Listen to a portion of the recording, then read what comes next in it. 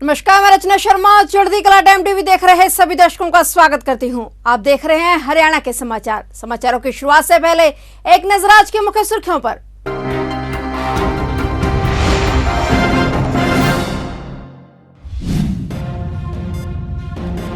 भाजपा नेता के करीबी रिश्तेदार सहित 4 लोग गिरफ्तार। मनी लॉन्ड्रिंग और भ्रष्टाचार के मामले में हुई गिरफ्तारी।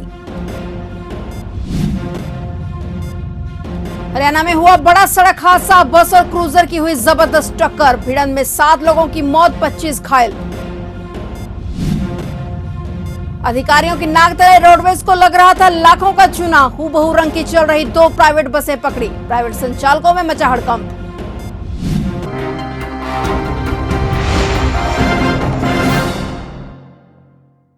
और अब समाचार विस्तार से। मनी लॉन्ड्रिंग और भ्रष्टाचार के एक मामले में ईडी की तरफ से बड़ी सफलता हासिल की गई है। सीबीआई के पूर्व जज सुधीर परमार को 7 करोड़ रुपए की रिश्वत देने की कोशिश के आरोप में ईडी ने रियल एस्टेट कंपनी IREO के मालिक और बिल्डर ललित गोयल सहित 4 लोगों को अरेस्ट किया है। इस पूरे मामले में जिस जज को रिश्वत की पेशकश की गई उसकी भूमिका को लेकर भी जांच चल रही है। इस पूरे मामले में हरियाणा के एंटी करप्शन ब्यूरो की तरफ से परमार के खिलाफ मामला दर्ज किया गया था और इससे पहले ललित गोयल को फ्लैट खरीदने वालों के साथ धोखाधड़ी के एक मामले में नवंबर 2021 में गिरफ्तार किया गया था। तभी से वह जेल में बंद था और जेल से जल्दी जमानत लेने और रियायत के लिए जज को रिश्वत दी गई, जिसके बाद हरियाणा पुलिस ने मामला दर्ज किया था। इसी मामले में ईडी ने मनी लॉन्ड्रिंग का मामला दर्ज किया था। ललित गोयल को अप्रैल 2022 में पंजाब हरियाणा हाईकोर्ट की तरफ से जमानत दे दी गई थी और अब इस नए मामले में सीबीआई और ईडी दोनों की तरफ से ललित गोयल को आरोपी बनाया गया है। हरियाणा के जींद जिले में बड़ा सड़क हादसा हुआ है। यहां पर एक बस और क्रूजर के आमने सामने की भिड़ंत में 7 लोगों की मौत हो गई। हादसे में 25 लोग घायल हो गए। घायलों को अस्पताल ले जाया गया। बताया जा रहा है कि भिवानी रोड पर बीबीपुर गांव के पास यह हादसा हुआ। हरियाणा रोडवेज के कंडक्टर भी हादसे में घायल हुए हैं और उनके सिर पर चोट लगी है। उन्होंने बताया कि क्रूजर गाड़ी एक कार को ओवरटेक कर रही थी और इसी दौरान यह बस से आ भिड़ी। उन्होंने बताया कि बस में 15 से 20 सवारियां थी, जबकि क्रूजर में 10 लोग सवार थे। क्रूजर के ओवरटेक करने की वजह से यही हादसा हुआ। घटना में क्रूजर के परकच्चे उड़ गए और शव गाड़ी के अंदर ही फंस गए, जिन्हें कड़ी मुशक्कत के बाद बाहर निकाला गया। हरियाणा के उप मुख्यमंत्री दुष्यंत चौटाला यमुनानगर पहुंचे और वहां उन्होंने अनेक विकास कार्यों का उद्घाटन किया। उन्होंने अभय चौटाला और राहुल गांधी की यात्रा पर तंज कसा। वहीं गठबंधन को लेकर कहा कि सरकार ने 3.5 साल का कार्यकाल पूरा किया है और आगे भी इसी प्रकार अपना कार्यकाल पूरा करेंगे। उप मुख्यमंत्री दुष्यंत चौटाला ने कहा कि आज उन्होंने 115 करोड़ के उद्घाटन किए हैं, जिससे 224 किलोमीटर की 114 सड़कों के साथ साथ अन्य विकास कार्य शामिल हैं। उन्होंने कहा कि अगले 1 महीने में यह सभी कार्य पूरे किए जाएंगे और मानसून समाप्त होते ही यमुनानगर के चारों विधानसभा के सभी कार्य संपूर्ण कर लिए जाएंगे।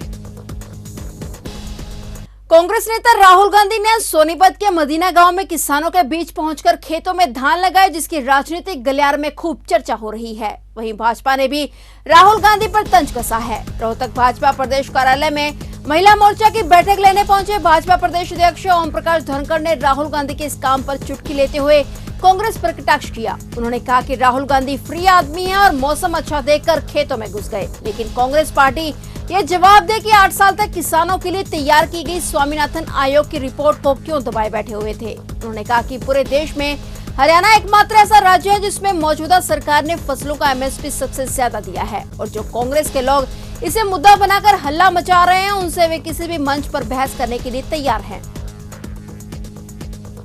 अखिल भारतीय कांग्रेस की महासचिव और छत्तीसगढ़ की प्रभारी कुमारी शैलजा के फॉर्म में कांग्रेस कार्यकर्ता सम्मेलन में कांग्रेस कार्यकर्ताओं को संबोधित करने पहुंची। कल का विधायक प्रदीप चौधरी ने कार्यकर्ता सम्मेलन का आयोजन किया। सम्मेलन में कुमारी शैलजा ने पूर्व राष्ट्रीय अध्यक्ष राहुल गांधी के संदेश को जन जन तक पहुंचाने और कांग्रेस पार्टी को बूथ स्तर पर मजबूत करने को लेकर पार्टी नेताओं और कार्यकर्ताओं के साथ चर्चा की।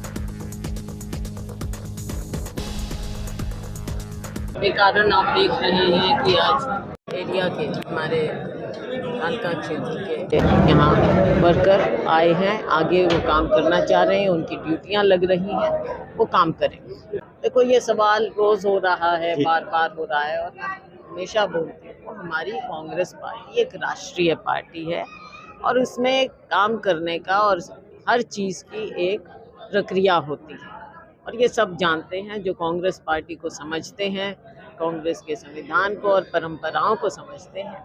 सबको मालूम है कि वैसे तो आज विधानसभा चुनाव हो नहीं रहा तो ये तो बाद की बात है, जब होगा तब होगा। लेकिन हमारी जो कांग्रेस पार्टी का सिस्टम है कि चुनाव के बाद हाईकमांड फैसला करती है। देखो, बात किसी इंडिविजुअल की दौड़ की बात नहीं होती। आप देखते हैं बीच में नारे लगते हैं, मेरे भी लगते हैं, औरों के भी लगते हैं, हर जगह मुख्यमंत्री, ये लोगों की उम्मीद होती है, लेकिन फाइनल फैसला हाईकमांड का होता है। देखो, इन सब चीज़ों को स्टडी किया जाएगा। जब हमारा समय था तब हमने HMT को जिंदा रखा, दिक्कतें थी लेकिन उसके बावजूद हमने पैकेज भी दिलवाए, जिंदा रखा। आने वाले समय में हमारी सरकार बने केंद्र में, हम चाहते हैं कि लोग हमारी सरकार बनाएं। हमारी सरकार बनेगी तो जिन संस्थाओं को ये सरकार ख़त्म करते जा रही है, चाहे वो हमारे PSUs हैं, चाहे हमारे संवैधानिक संस्थाएं हैं, तो कांग्रेस पार्टी मिलकर देखेंगे कि आगे हमको आगे बढ़ने के लिए क्या कुछ फिर से दुरुस्त करना है। आए दिन धोखाधड़ी के मामले सामने आ रहे हैं, जहां करनाल जिले में ऑस्ट्रेलिया में स्टडी बेस पर वीजा लगवाने के नाम पर व्यक्ति से 2 आरोपियों ने 26,25,000 रुपए की ठगी कर ली। आरोपियों ने पीड़ित से पहले 20 लाख से बात फाइनल की और बाद में बार-बार पेनल्टी दिखाकर 26,25,000 रुपए हड़प लिए। पीड़ित ने आरोपियों से अपने रुपए वापस मांगे तो आरोपियों ने रुपए देने से मना कर दिया, जिस पर पुलिस ने पीड़ित की शिकायत पर मामला दर्ज कर दोनों आरोपियों की तलाश शुरू कर दी है।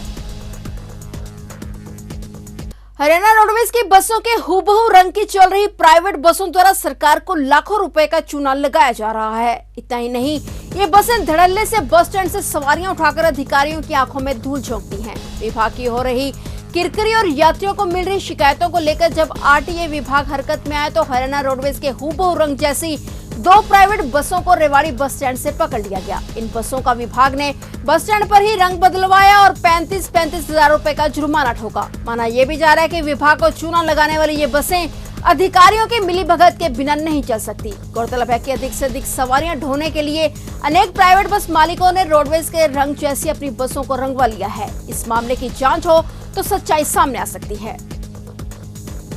करनाल सेक्टर 12 स्थित जाट भवन में कांग्रेस कार्यकर्ताओं की एक बैठक आयोजित हुई, जिसमें असंध से विधायक शमशेर सिंह गोगी, कार्यकारिणी अध्यक्ष सुरेश गुप्ता सहित कांग्रेस के विभिन्न कार्यकर्ताओं ने भाग लिया। बैठक में महंगाई, बेरोजगारी और भ्रष्टाचार मुद्दों को लेकर 20 जुलाई को करनाल में होने वाले प्रदर्शन की तैयारियों को लेकर चर्चा की गई और कार्यकर्ताओं की ड्यूटियां लगाई गई। इस मौके पर विधायक शमशेर सिंह गोगी ने कहा कि राहुल गांधी के नेतृत्व में कांग्रेस का हर कार्यकर्ता मजबूती के साथ काम कर रहा है। 20 जुलाई को राष्ट्रीय प्रवक्ता और राज्यसभा सांसद रणदीप सिंह सुरजेवाला, कुमारी शैलजा और किरण के नेतृत्व में तमाम कांग्रेस कार्यकर्ता शामिल होकर बेरोजगारी सहित अन्य मुद्दों को लेकर सरकार के खिलाफ प्रदर्शन करेंगे। इसमें 2 कांग्रेस हो ही नहीं सकती, क्योंकि नेता एक है तो 2 कैसे हो जाएंगे। सब राहुल जी के नेतृत्व में कांग्रेस को मजबूत करने का काम कर रहे हैं। मैं हमेशा कहता हूँ कि हेल्दी संघर्ष जो है वो कांग्रेस के हित में है, बारी को लड़ाई नहीं है। हमारा संघर्ष है और संघर्ष से ही पार्टी मजबूत होती है। अगर सारे नेता संघर्ष करेंगे तभी पार्टी मजबूत होगी। ऐसे संघर्ष का क्या फायदा कि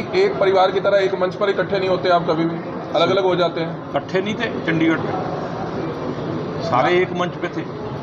अगर रोज एक ही मंच पे बैठे रहेंगे तो सारा हरियाणा कवर कैसे होगा। इसलिए अलग अलग जाके सारी जगह, आप बहन जी अकेले आज कल भी थी अम्बाड़ा में, आज भी हैं, कल भी हैं, तो अगर सारे नेता थोड़ी एक जगह जाएंगे, सब अपने अपनी जगह जाएंगे, दूसरे नेता अपने जगह जा रहे हैं तो सब मिलके जाएंगे। आप चिंता ना करो, इस बार मोदी नहीं रहेगा।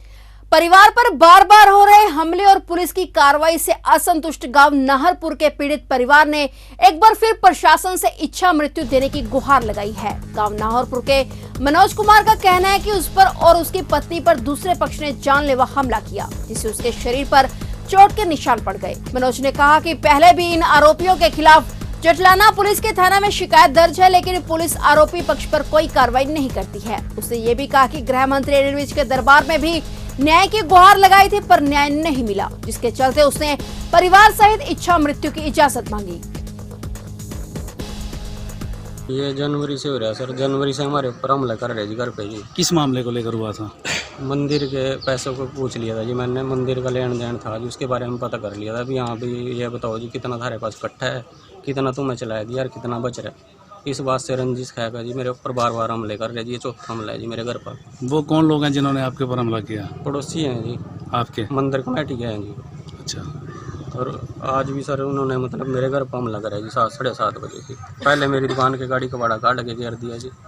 जिस टाइम मैंने पूछा, मैं भाई थोड़ा सा पीछे ने काट ले इसने, दरवाजे गाड़ी भी काट रहा जी। तो जो सब लट से मतलब काट रहे थे जो एकदम से उसी से हमला कर दिया मेरे ऊपर।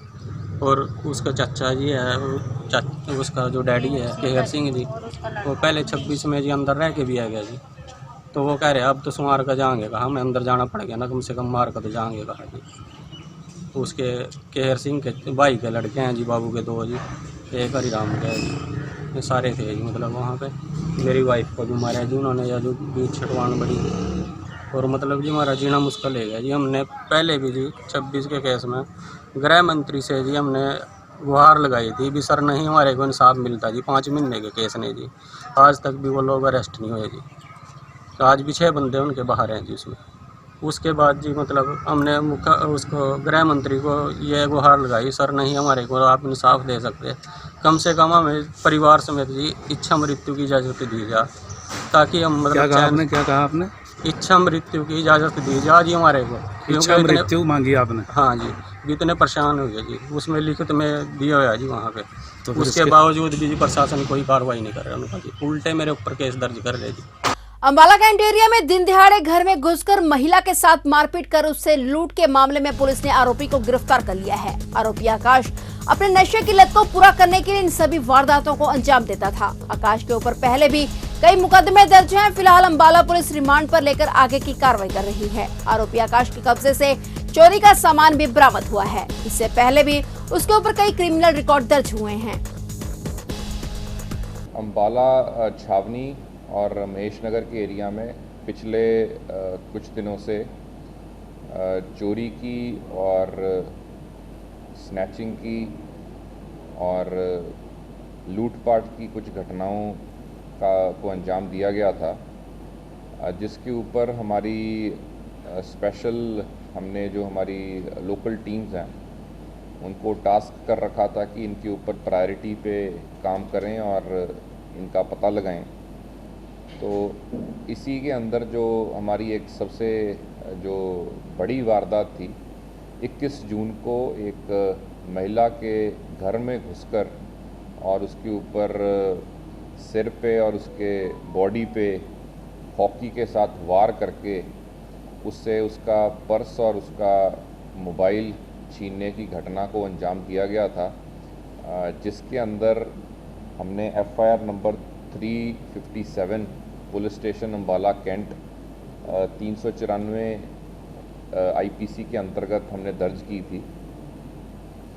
तो ये इसी के ऊपर हमारे इंस्पेक्टर नरेश जो कि SHO कैंट तैनात हैं, उनकी टीम ने इसके ऊपर काम करते हुए जो सारी इलाके की CCTV फुटेजेस थी उसका मुआयना किया। तो ये थे हरियाणा के समाचार, और नए समाचारों के साथ फिर से हाजिर होंगे। तब तक के लिए देखते रहिए चढ़ती कला टाइम TV, और अब मुझे दीजिए इजाजत। धन्यवाद।